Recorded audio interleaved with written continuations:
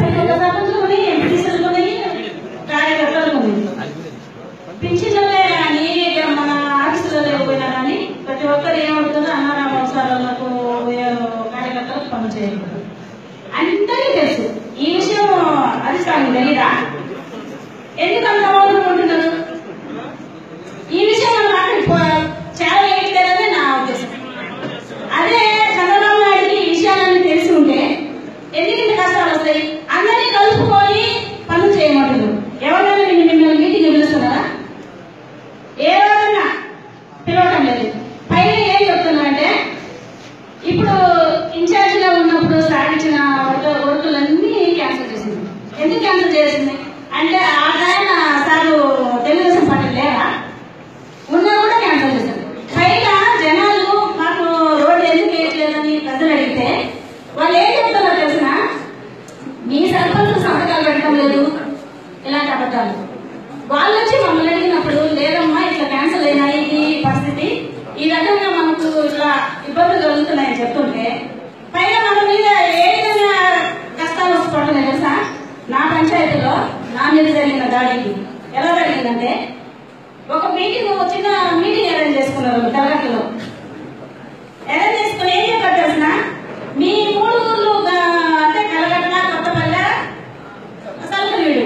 సలకలీడికి నేను 1,18,00,000 ఇచ్చిన నా కుటుంబాలు. అదే ముఖ్యమైన ఎమ్మెల్యే గారు, మన నియోజకవర్గం ఎమ్మెల్యే అశోక్ గారు. ఎందుకు అబద్ధం ఆడిన మాట అంటే నేను ఆడ మనిషిని, ఎస్సీ అయినా అంతే కదా ఉద్దేశం అండి. 1,18,00,000 శాంక్షన్ అయితే మండలంలో తెలియదా? తెలుసుదా కదా ప్రతి ఒక్కరికి. మరి ఇంత అబద్ధం ఎందుకు ఆడాల్సి వచ్చింది ఆయన? అలాంటి అబద్ధాలు ఆడుతున్నారు. అలాంటి అబద్ధాలు ఆడాల్సిన అవసరం ఏంటి ఆయనకు? ఏ కాడికి ఈ గ్రూప్ లో ఉన్న వాళ్ళను అనగొట్టాలని అంతే కదా. నన్ను వాళ్ళు 1,18,00,000 ఇస్తే ఏం చేసినామని ప్రశ్నించారు నా గ్రామంలో. అది ఏం చెప్పాలి చెప్పండి?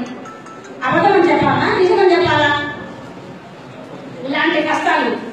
పైగా గ్రామ సంఘం మీటింగ్ జరిగేటప్పుడు ఇదే కృష్ణారెడ్డి, తెలంగాణ కృష్ణారెడ్డి వాళ్ళ బామర్ది ఎట్లా వేసిందంటే వాళ్ళు మాకు అసలు పనులే చేయట్లేదని